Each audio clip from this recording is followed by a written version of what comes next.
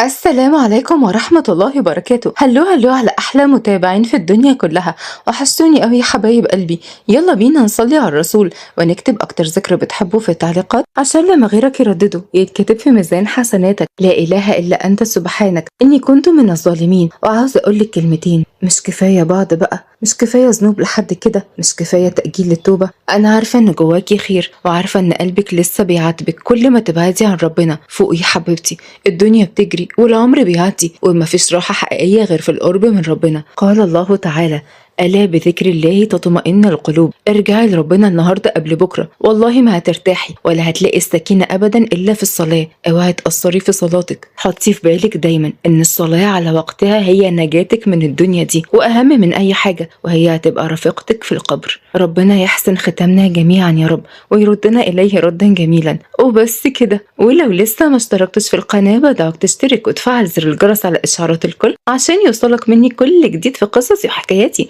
وعاوزه اقول لكم ان ايمي خالد فتحت قناه جديده، قناه ايمي خالد للقصص الكامله، واللي بعرض عليها اجمل وامتع القصص الشيقه الكامله، زي قصه احفاد الهلالي في المنتخب المصري، ودي قصة تحفة جدا جدا، كوميدي على الآخر. وكمان قصة مربية صعيدية لأبناء المستشار الأغنياء، قصة كلها ضحك وتنطيط مش هتبطل يا ببلاوي. وكمان قصة بياعة الذرة وحضرة الضابط ابن الزوات، ودي بقى قصة ايه ما اقولكوش، تحفة جدا. لو متضايق او مخنوق اكيد هتفرفش بيها. هسيب لكم لينك القناة في اول تعليق مثبت يا حبايب قلبي. يلا بينا على هناك عشان نتابع اجمل القصص. ما تنسوش لايك واشتراك في القناة، بحبكم قوي. ويلا بينا نسمي الله ونشوف قصتنا النهاردة بتحكي عن ايه. في حي الشعبي وفي عمارة الونش في الدور الخامس كانت واقفة غالية، بنت عندها 18 سنة وهي لابسة عباية سودا ونقاب أسود. قدامها واقفة صاحبة الشقة نوال اللي عندها 35 سنة. اتكلمت نوال بزهق: ايه يا بنتي يا غالية، انت واقفة مستنية الأوامر مني ولا ايه؟ هو أنا كل يوم هقولك تعملي ايه؟ ما تروحي تشوفي ايه اللي عاوز يتعمل واعمليه. حاضر يا أبلة نوال. خلي بالك يا بت، المطبخ فيه مواعين كتير غير الرخامة اللي عليها دقيق من امبارح، والأرضية برضه عاوزة تتكنس وتتلمع. يا ريت كل ده يخلص قبل ما تمشي عشان انا مش هبقى موجوده. ايه مش موجوده ليه؟ هو حضرتك خارجه ولا ايه؟ ايوه عندي مشوار. اول ما سمعت غاليه كلامها توترت جدا. طيب خلاص، لو كده انا همشي انا كمان وابقى اجيلك وقت تاني، يعني لما حضرتك تبقي موجوده. تمشي ده ايه يا عينيا؟ هو انت مش شايفه البيت يضرب يقلب ازاي؟ ما انا مش هعرف اشتغل وانت مش هنا. يعني ايه مش هتعرفي تشتغلي؟ مالك يا بت؟ لو خايفة تقعدي لوحدك فانتي مش لوحدك، اطمني صبحي نايم جوه، ابقي خلصي شغلك وبعدين غوري على بره. بس اصل يعني ما فيش، بس اسمعي الكلام بدل ما اخصم منك. اول ما سمعت غاليه ان نوال ممكن تخصم منها هزت راسها بطاعه ودخلت على المطبخ بخوف وهي بتحاول تطمن نفسها. اما نوال فهي بصت لها بقرف وسابتها ومشيت. كانت واقفه غاليه وهي بتغسل المواعين باقصى سرعه عندها عشان بس تخلص وتمشي، ولكنها انتفضت والطبق وقع من ايديها. اول ما حست بصبحي واقف وراها التفتت ليه وخافت وهي شايفه عيونه اللي هتاكلها. يا بنت يا غاليه، ما تعرفيش انا استنيت اللحظه دي قد ايه، انك تبقي واقفه قدامي كده حلمت بيها كتير قوي يا بت. رجعت غالية لورا لدرجة ان ظهرها اتخبط في الحوض، ولكنها استحملت الألم ودست على نفسها وهي بتقول: لو سمحت ابعد عني كده، ما يصحش. هو انا لسه عملت حاجة عشان ابعد عنك؟ بالعكس، ده انا هقرب واقرب قوي كمان. تعرفي انك احلى بكتير من نوال، اكيد هتبقي احلى منها وانت في حضني كمان. وفي حركة سريعة نزل النقاب من على وشها وظهرت ملامحها البريئة، ولكنه سكت بخوف أول ما شاف غالية مسكت الآلة الحادة اللي بيقطعوا بيها الخضار ورفعتها في وشه. قسما بالله لو ما بطلت كلامك الزبالة ده وبعدت عني هخلص عليك. ايه ده يا بت، هو انت بترفعي عليا البتاعة دي ولا ايه؟ هو انا اللي كنت هديكي فلوس؟ ابعد عني يا حيوان انت، انا مش بتاعت فلوس. ضحك صبحي وقرب منها اكتر واكتر ومش همه. اما هي جرحته في ايده واستغلت الفرصة دي وهو ماسك ايده وبيتوجع. واول ما بعد عنها صبحي سابته وخرجت تجري من الشقة وهي مغطية وشها بالنقاب. نزلت على السلالم وهي عمالة تجري ومتوترة وبتعيط. في الوقت دوت اتفتح باب شقة في الدور الأول وهي شقة عيلة الونش. خرجت أمينة اللي كانت في الستينات من عمرها وهي ماسكة كيس الزبالة، لكنها اتخضت أول ما شافت غالية بالشكل ده قدامها واتكلمت بخوف: يا ساتر يا رب، مالك يا غالية؟ حاولت غالية إنها تتكلم بس صوتها ما كانش طالع بسبب رعشة جسمها. مسكتها أمينة من إيديها. تعالي طب يا بنتي، تعالي ادخلي، تعالي اشربي ليمون يهديلك أعصابك. دخلت معاها غالية من غير أي اعتراض وقعدت جنبها على الكنبة بخوف. أول ما حضنتها أمينة وطبطبت عليها انفجرت غالية في العياط أكتر وأكتر. اهدي يا بنتي، لا حول ولا قوة إلا بالله، مالك بس يا ضنايا؟ قوليلي فيكي إيه؟ انا تعبت قوي، انا هفضل لحد امتى شايله مسؤوليه مش مسؤوليتي؟ والله العظيم تعبت بجد يا خالتي.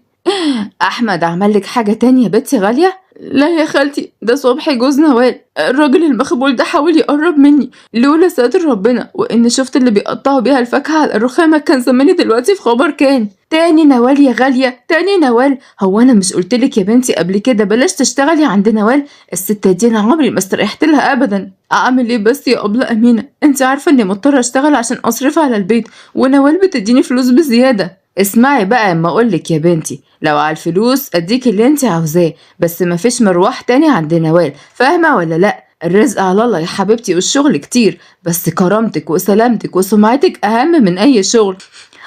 حاضر يا أبلة أمينة، عن إذنك بقى عشان أحمد راجع النهاردة، عاوزة أبقى في البيت قبل ما يجي أحسن يمد إيده عليا من تاني. طيب يا حبيبتي، ما تنسيش تجيلي بكرة عشان ننضف السطح وبالمرة نشيل الكراكيب اللي شاهين سايبها في أوضته. حاضر يا أبلة أمينة، فوتك بعافية. وسابتها ومشيت. أما على الناحية التانية في محل الونش للعطارة واللي كان زحمة كالعادة والزباين داخلة طالعة منه والعمال كل واحد مشغول في شغله.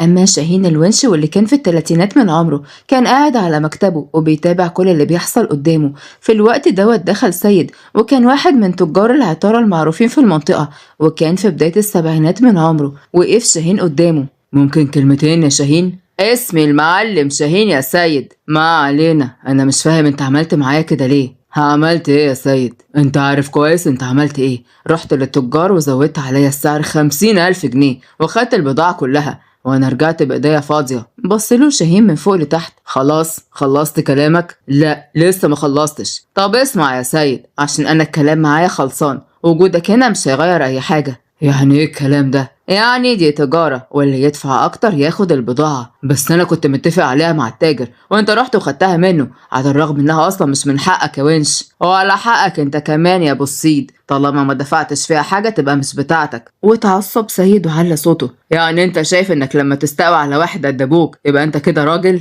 وطي صوتك واعرف انت بتتكلم مع مين، عشان انا لو مش هعمل لسنك احترام كان زماني خلصت عليك بسبب علو صوتك عليا، فاحسن لك توطي صوتك وتهدى كده.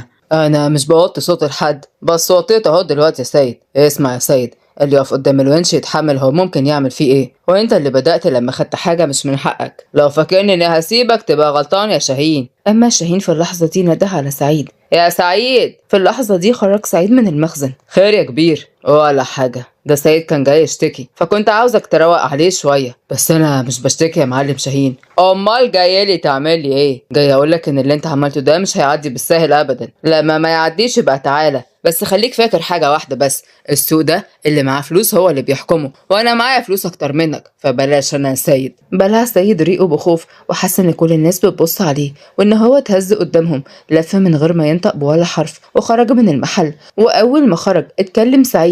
كان هيعمل مشكلة يا كبير؟ شكله ناوي على عركة كبيرة. الكلاب دايما صوتها عالي يا سعيد، بس عمرها ما تعض اسد. خليه يوريني هيعمل ايه. يلا كل واحد يروح يشوف شغله يا رجالة. وبعد ساعتين كانت غالية واقفة قدام باب بيتها وهي لسه دموعها على خدها. مسحت دموعها بسرعة قبل ما تدخل البيت عشان أحمد أخوها ما يحسش بأي حاجة. طلعت المفتاح من جيبها بيتها وفتحت الباب، لكنها اتفاجئت بأحمد اللي كان في العشرينات من عمره قاعد على الكنبة وهو بيدخن باصص لها. أول ما دخلت شافها واتكلم ببرود. كنت فين لحد دلوقتي يا بت؟ رفعت غالية نقابها وحاولت تداري عيونها عن أحمد.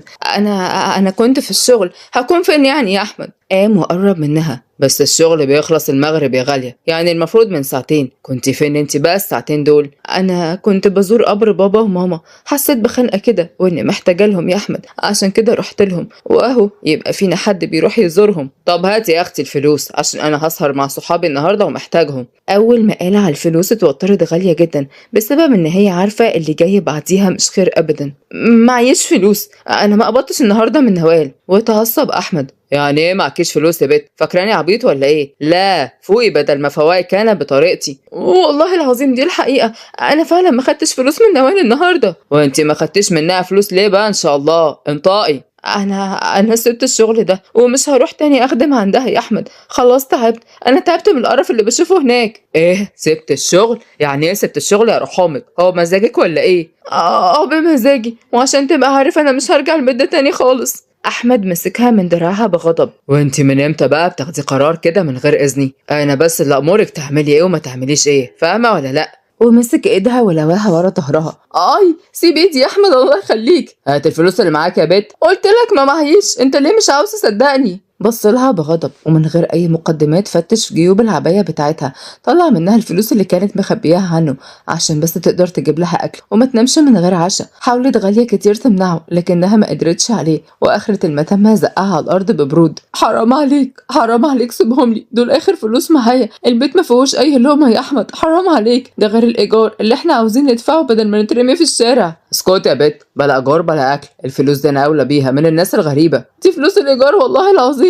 ايجار ايه يا ام ايجار؟ لما بقبض من السفينه بصرف عليكي وادفع الايجار، انما دلوقتي هاتي كل الفلوس اللي معاكي. معيش خلاص، ما انت خدت كل اللي كان حالتي يا احمد، اجيب لك تاني منين؟ هز راسه بلا مبالاه وحط الفلوس في جيبه ولف عشان يدخل اوضته، لكن وقف قبل ما يدخل. بكره تنزلي تشوفي لك شغل غير شغل نوال، عشان انا مش هصرف عليكي، يا اما ترجعي لها تاني، اختاري بقى يا حلوه. دخل احمد اوضته وقفل الباب عليه، اما غاليه دموعها نزلت اكتر وحضنت نفسها. يا رب يا رب ارحمني، انا تعبت، انا ما بقتش قادره على اللي بيحصل ده يا رب والله العظيم. وقعدت تعيط بقهر وهي جعانه وهتموت من الجوع. اما في عماره الونش كانت واقفه غاليه في صاله بيت امينه وهي بتلمع الصالون بعد ما مسحت الشقه كلها وفرشتها كمان. امينه في المطبخ بتحضر الفطار. في الوقت دوت طلع شاهين على السلم وهو ماسك مفاتيح المحل، دخل من الباب اللي كان مفتوح وكان رايح على اوضته يجيب الورق اللي هو نسي ياخده معاه. وهو نازل ولكن أول ما شاف غالية وقف قدامها. عاملة إيه يا غالية؟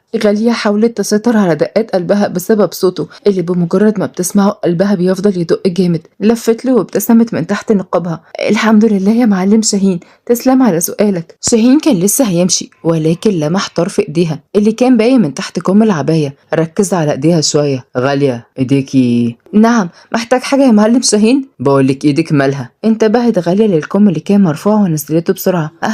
لا ما فيهاش حاجة، ايدي كويسة اهي وزي الفل. لا فيها، اخلصي، مش هقف استنى جنابك ترد كتير.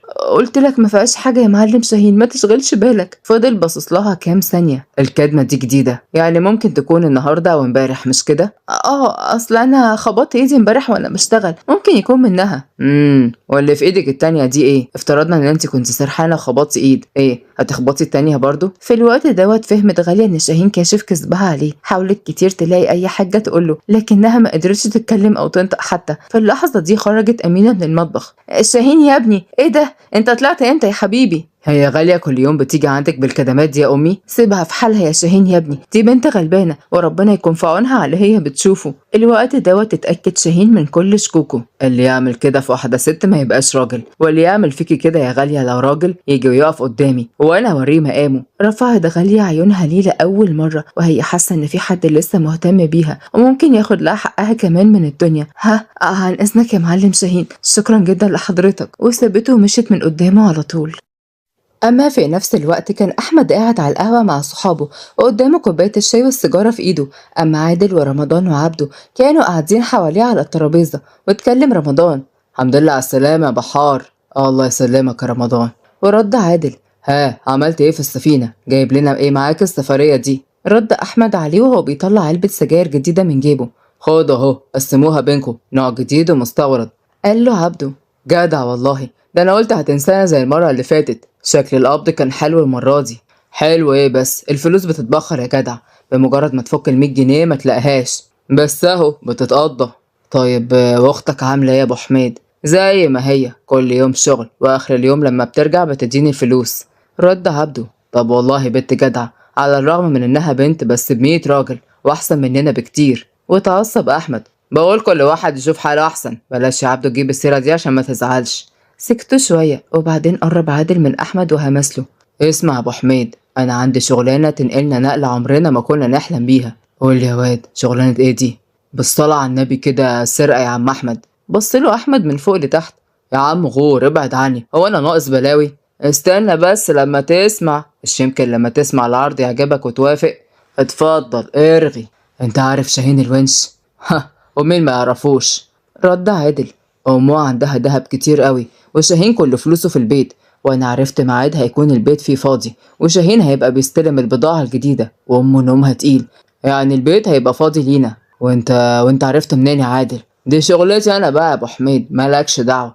انت تركز في المطلوب منك وبس. انت هتنقطني يا عادل، وانا ايه المطلوب مني بقى ان شاء الله؟ ندخل بالليل ناخد الذهب والفلوس ونهبق كده من غير ما حد يحس بينا. واضح انك اتجننت يا عادل، ده شاهين لو عارف هيدفننا واحنا عايشين. ومين قالك يا اخويا ان هو هيعرف؟ احنا هندخل بكمامة ملثمين يعني عشان محدش يعرفنا، وكده كده اصلا محدش هيشوف وشوشنا لو احنا داخلين ولو احنا خارجين. ها ايه قولك بقى؟ طب سيبني كده اقلبها في دماغي، ولو انا وافقتك هيبقى على امتى؟ بكرة بالليل كده. خلاص وانا معاك يا عادل، هيبقى على بركة الله. ها معانا ولا علينا يا رجالة؟ بص لهم عبده ورمضان، وبعدين بصوا لبعض وهزوا راسهم بالموافقة، وهم عارفين اللي داخلين عليه مش سهل أبدا، بس طالما أحمد وافق يبقى خلاص محدش فيهم يقدر يعترض. وبعد نص الليل كان الشارع هادي جدا، وكل البيوت مطفية نورها إلا عمارة الونش. فتح عادل الباب وقال بصوت واطي: كل واحد عارف هو هيعمل ايه مش كده؟ رد أحمد: يلا بينا بس قبل الوقت ما يسرقنا. دخلوا البيت وهم ملثمين، وطلعوا على السلم ودخلوا لشقة الونش. واتكلم عادل: كل واحد يدخل على أوضة، واللي يلاقي حاجة ياخدها ويخرج على طول، ومحدش يعمل أي صوت، الولاية نايمة جوه. هزوا راسهم وفضلوا يتحركوا لحد الأوض الموجودة بالراحة وهما بيتسحبوا. وكان من نصيب أحمد الأوضة بتاعة أمينة. دخل الأوضة وقفل الباب وراه، وبدأ يفتح في الأدراج الموجودة، ولكنه ملقاش أي حاجة. عيونه جت على صورة أبو شاهين الكبيرة اللي متعلقة جنب الدولاب، حركها بالراحة من مكانها، وابتسم أول ما شاف الخزنة موجودة وراها. طلع الآلة اللي كانت معاه وبدأ يفتحها واحدة واحدة، وأول ما اتفتحت بدأ يحط من الفلوس الموجودة والذهب كمان. بدأ يحط كل حاجة في الشنطة اللي معاه، وقبل ما يقفل الخزنة سمع صوت أمينة وهي بتقول: اثبت عندك. لف وشه الأمينة اللي مسكت فيه وقالت بصريخ: الحقوني الحقوني يا ناس، حرامي، حد يلحقني. انت مين يا واد، وازاي تتجرأ وتدخل بيت الونش؟ حاول أحمد كتير يبعدها عنه، لكنها كانت ماسكة فيه، شدت الكمامة اللي على وشه وشهقت بصريخ: أحمد مستحيل. ابعدي عني يا ست، انت احسن لك. حرام عليك يا ابني، كده تعض الايد اللي اتمدت ليكوا، كده تسرقنا بعد كل اللي عملناه معاكوا. قلت لك ابعد عني يا وليه انت.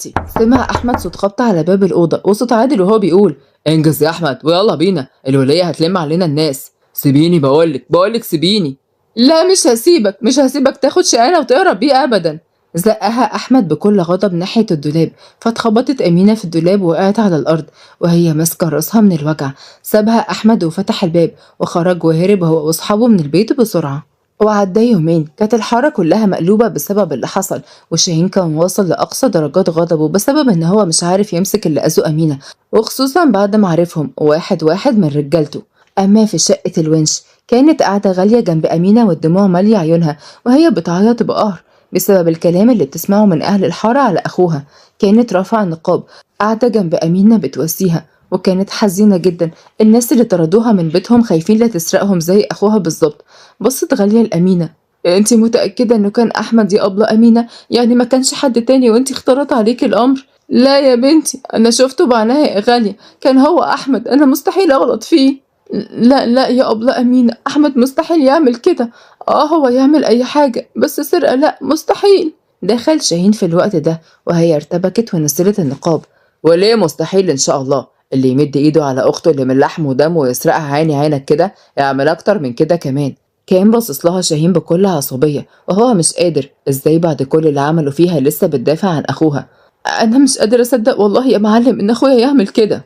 أكيد أمي مش هتتبلى على حد، وعشان تبقي عارفة أخوك أنا هجيبه، يعني هجيبه حتى لو مستخبي تحت تقطيع الأرض، ده مد إيده على أمي، عارفة يعني إيه؟ أرجوك أرجوك لو سمحت بلاش تأذيه، أنا قدامك أهو. بص لها شاهين بغضب من فوق لتحت وسابهم وخرج من البيت كله. وبعد يومين في مخزن شاهين، كان أحمد وصحابه متربطين على كراسي جوه المخزن القديم، وشاهين واقف قدامهم. بص لأحمد بكل غضب: أنا من زمان معروف عني إن محدش بياخد حقي ويعيش، أو أشوف حقي بيتاخد مني وأقف ساكت، وأنت سرقت ومديت إيدك على أمي. يومك معايا اسود النهارده. بدأ شاهين يمد ايده عليه وخبطه في دماغه زي ما احمد عمل مع امينه بالظبط، وادى رمضان مهله يرجع له الفلوس، وفعلا رجعوها ليه مع سعيد هي والذهب، بس الفلوس كانت ناقصه. وانتشر الخبر في الحاره كلها، وقررت غاليه ان هي تروح لشاهين عشان يسيب احمد، وفعلا راحت له محل العطاره بتاعه. عاوز اتكلم معاك يا معلم شاهين لو سمحت. قولي عاوزه ايه يا غاليه، بس اختصري عشان ده مكان اكل عيش. حاضر، انا عارفه ان انت مسكت احمد واصحابه، ارجوك سيبه، ولو على الفلوس اللي ناقصاك انا هشتغل لك بيها واسددها لك. نعم يا اختي، اسيبه يعني ايه؟ ده سرقني ومد ايده على امي، وانا ما بسيبش حد يلمس حاجه بتاعتي. ردت غاليه بدموع: ارجوك يا معلم، انا ماليش حد غيره في الدنيا، ده اللي باقيلي من ريحه ابويا وامي. غاليه اطلعي بره من هنا. استنى بس، سيب احمد عشان خاطري، وانا والله هشتغل لك بيهم، او حتى اشتغل وارجع لك الفلوس كلها. انا ماليش غيره من بعد ابويا وامي، لو حصل له اي حاجه انا هبقى لوحدي في الدنيا دي. امشي يا غاليه عشان انا مش عاوز اتغاب عليكي. نزلت دموعها بقهر ومشيت غاليه، وهي حاسه ان مفيش اي امل تنقذ بيه احمد اخوها من براثن شاهين. اما شاهين فهو اخد سعيد وراحوا على المخزن، واول ما دخل زق احمد من رجليه وبص لسعيد: فكه يا سعيد، فكه خليه يمشي. واستغرب سعيد جدا: نعم يا معلم، اللي انت بتقوله ده؟ اسمع الكلام يا سعيد وما تجادلنيش. هز سعيد راسه، كان متضايق جدا، ولكنه فك احمد. مسكه شاهين من قميصه وقال: اخرج من هنا يالا، وبلاش تخليني المحك من تاني، عشان لو شفت وشك قدامي تاني مش هتخرج عايش. حاضر يا معلم، انا خارج من هنا، مش هخليك تشوفني تاني ابدا. بس عشان تبقى عارف، هم صحاب الفكره مش انا والله، وانا لما نفذت كل ده عشان الفلوس وبس، ما كانش قصدي اضرب الحاجه والله العظيم. امشي ياض، ما قدامي ما تفكرنيش بدل ما ادفنك مكانك. حاضر، السلام عليكم. وسابوا احمد وجري على بره. وعدت الايام على غاليه اللي بقت قاعده في البيت بعد ما اهل الحاره كلهم حرجوا على نفسهم ان هم يشغلوها عندهم، خافوا لا تسرقهم زي ما اخوها ما عمل. اما احمد كان بيعملها بهدوء وحنيه على عكس المعتاد، وهي كانت مستغربه جدا معاملته دي، حاسه ان كان وراها ان. لبست نقابها اول ما سمعت صوت خطوات قدام باب الشقه. احمد بيفتح الباب، وبالفعل دخل احمد ومعاه راجل كبير في السن ومعاهم مأذون. بصت لهم غاليه بخوف: في ايه؟ ومين الراجل ده يا احمد؟ جهزي نفسك يا عروسه، النهارده كاتب كتابك. ايه؟ كاتب كتابي على مين؟ اكيد مش اللي جاي معاك ده. لا، هو الحاج محسن اللي هيبقى جوزك. اتصدمت غاليه: لا، انت اكيد اتجننت، مستحيل اتجوزه، ولو انطبقت السما على الارض مش هيحصل كده ابدا. لا يا اختي، هتتجوزيه وغصب عنك كمان، ورجلك فوق رقبتك. لا، انا هسيب لك البيت وامشي، عشان انت شكلك اتجننت من الزفت اللي بتشربه ده. مشيت غالية بكل غضب لحد الباب، وصرخت لما مسكها أحمد من نقابها من ورا وشدها عليه: مستحيل تخرجي من هنا، انت هتتجوزي محسن عشان الفلوس، ده انا دافع فيكي مبلغ كبير قوي. وهمس في ودنها بكل غضب: مستحيل تخرجي حية من هنا، انت هتتجوزي محسن عشان الفلوس، ده دافع فيكي مبلغ كبير قوي. ايه دافع؟ ده انت بعتني ليه بقى وانا معرفش؟ بس لا يا احمد، مش هسمح لك تدمر حياتي، مش هسمح لك. زقته غالية في اللحظة دي وجريت على باب الشقة، فتحت الباب وجريت على السلالم. فضلت تجري في الشوارع لحد ما وصلت لعمارة الونش. طلعت لشقة أمينة وفضلت تخبط على الباب، نفسها أي حد يفتح وينقذها. في الوقت دوت كانت قاعدة أمينة مع شاهين على السفرة بياكلوا. انتفضت من مكانها أول ما سمعوا صوت الباب ده: خليكي انت ياما، أنا اللي هروح أفتح. وفتح شاهين الباب. زقته غالية ودخلت تجري على أمينة بسرعة: الحقيني يا أبلة أمينة. مالك يا بنت يا غالية، فيكي إيه؟ أحمد جايب راجل كبير قد أبويا وأكبر من أبويا كمان، ومعاه المأذون، وقال إيه عاوز يجوزني ليه بالعافية. إيه؟ هي حصلت؟ إزاي يعمل كده فيكي يا بنتي؟ مش عارفة والله يا أبلة أمينة، مش عارفة. أنا زقته وجريت على هنا على طول، عشان عارفة إن هو ده المكان الوحيد اللي مش هيقدر يجي هنا وياخدني، عشان هنا المعلم شاهين. طيب يا بنتي، خير ما عملتي، تعالي اقعدي يا ضنايا. شاهين عاوزاك في كلمتين يا ابني. بصت لها غالية بتوتر: انا ممكن امشي لو هعمل لكم مشاكل. قلت لك اقعدي يا بنتي. شاهين تعالى ورايا. دخلت أمينة لأوضتها ودخل شاهين وراها. في ايه يا امي؟ انا مستحيل اتدخل، عشان انا لو اتدخلت اخليها تبكي عليه العمر كله. اسمعني كويس يا ابني، غالية انا مربياها على ايدي، وهي غلبانة وملهاش حد، وانت اكتر واحد عارف هي شافت ايه على ايد اخوها احمد، ومفيش غيرك يحميها منه. خلاص تقعد هنا معاكي، بس لو انا خلصت عليه ما تقعدش هي تعيط لي. يا سلام! ولما هي تقعد هنا من غير أي صفة رسمية بقى، الناس تقول عليها إيه؟ الناس بتتكلم يا ابني وما بترحمش. ما حدش يقدر يتكلم عليها نص كلمة. هم عارفين كويس ان اللي يجيب سيرة المعلم شاهين ولا حاجة تخص بيته بيحصل له ايه. الناس ما بتسيبش حد في حاله يا ضنايا، هما بيتكلموا من وراك عشان الناس ما وراهاش حاجة غير إنها تتكلم. قصر الكلام يا امي، عايزاني اعمل ايه يعني؟ فكرت أمينة شوية، اتجوزها يا شاهين. ايه بتقولي ايه؟ بقولك اللي أنا شايفاه صح يا ابني، البنت طيبة وغلبانة وهي دي اللي هتقدر تصونك. اتجوزها وارحمها من اللي أحمد بيعمله فيها. لا يا امي، بس فرق السن كبير قوي يا حبيبتي، ما ينفعش ابدا. وفيها ايه؟ ما ابوك كان اكبر مني ب15 سنة. اتجوزها يا ابني عشان خاطري، البنت صغيرة وحلوة واحمد هو الواصي عليها، يعني ممكن في اي لحظة اتجوزها من غير علمها. ومش كل مرة تسلم الجرة، يمكن المرة دي عرفت توصل لنا، يمكن المرة الجاية ما تقدرش. بص شاهين لأمه وهو في حيرة جدا من أمره ومش عارف يعمل ايه، ولكنه بعد تفكير حسم قراره. بالفعل جابوا المأذون واتجوزها شاهين، وكان موجود 2 شهود من رجالته.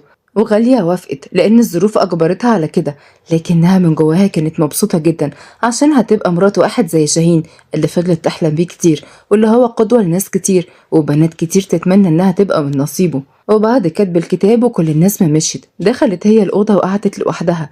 أما هو قاعد بره يفكر كتير، كان دايما في حيرة. جزء منه عاوز يقرب منها ويتكلم معاها لأنه دايما كان بيشوف فيها البراءة، وإن هو دايما بيحس إن هو عاوز يحميها. وجزء تاني شايف إن ده كله غلط تماما، وغلط حتى إنه يفكر فيها أو يستغل ده.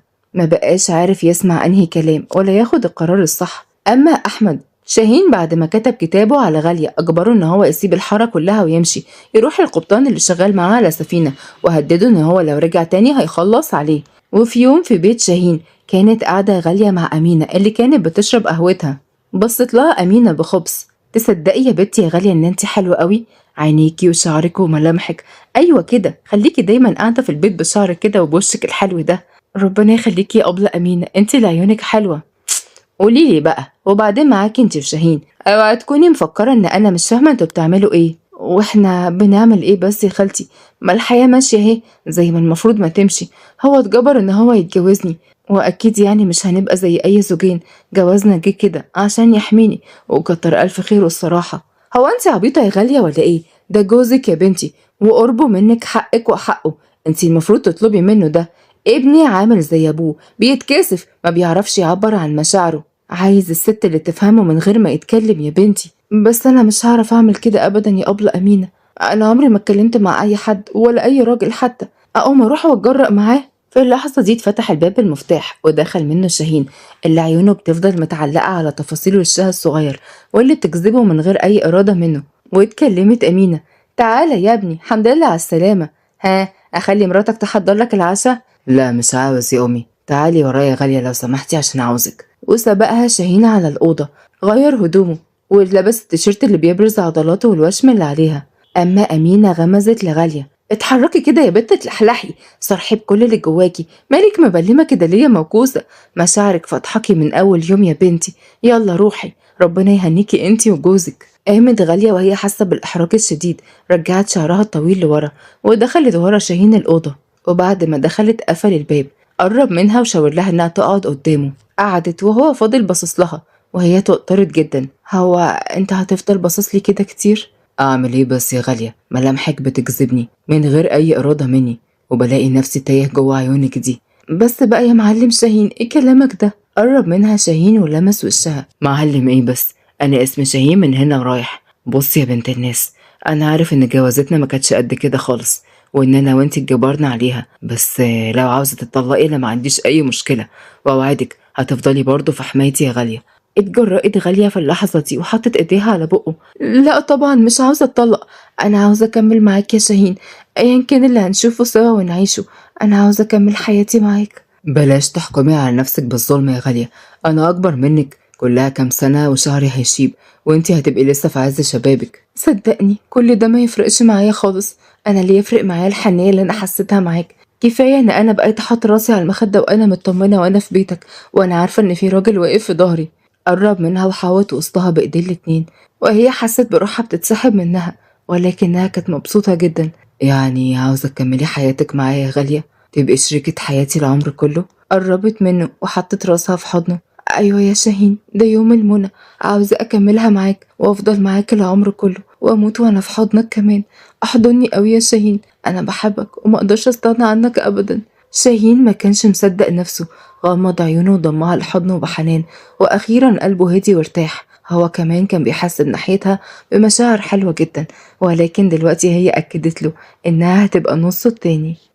وعدت الأيام على غالية اللي كانت عايشة مع شاهين بسعادة كبيرة قوي، وكانت أول مرة تحس إن هي عايشة وبتتنفس كمان. شاهين كان بيعملها بما يرضي الله، وبقى جواه ليها مشاعر حلوة جدا، اتعلق بيها وبجمالها وبخفتها وكمان دلعها اللي ما كانش باين أصلا من تحت النقاب. وهي كمان بدأت المشاعر تتحول من اطمئنان وسعادة لحب كبير ولهفة وغيرة عليه كمان من كل بنات الحتة.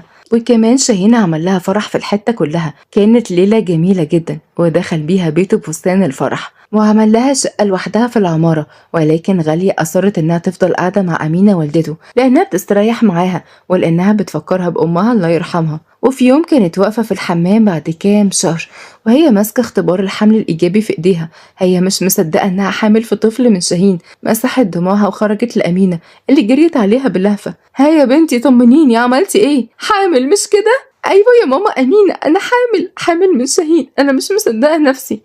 يا ما انت كريم يا رب، يا ما انت كريم يا رب. وسجدت امينه على الارض سجده شكر لربنا ان اخيرا حلمها اتحقق وهتشوف اولاد شاهين. مسكت ايد غاليه وقالت لها: اسمعي بقى يا بنت، لما اقولك انت تطلعي شقتك فوق وتجهزي نفسك كده وتعملي مفاجاه لجوزك، وانا ساعه بالكتير وابعته ليكي. بس يا ماما مش هينفع اسيبك لوحدك. اسمعي الكلام يا بنتي بقى، ما تتعبيش قلبي، انا كويسه ومش تعبانه ولا حاجه، وبعدين لو حسيت باي حاجه التليفون معايا اهو، هكلمك على طول. يلا بقى اجري على فوق بس على مهلك عشان حفيدي. حاضر يا ست الكل. طلعت على شقتها اللي كانت نظيفة جدا وبتلمع، وبدأت تجهز نفسها. ولعت شموع وحطت وردة على الأرض وزينته، وعملت الوردة على شكل قلب وكتبت جواه بابا. وبعد ساعة اتفتح الباب ودخل منه شاهين وهو بيجري على أوضة النوم. قال لها من غير ما ياخد باله من أي حاجة: ما انتي كويسة اهو، امال امي وقعت قلبي ليه وقالت لي ان انتي تعبانة؟ انا كويسة يا شاهين، بس بص حواليك كده. بص شاهين حواليه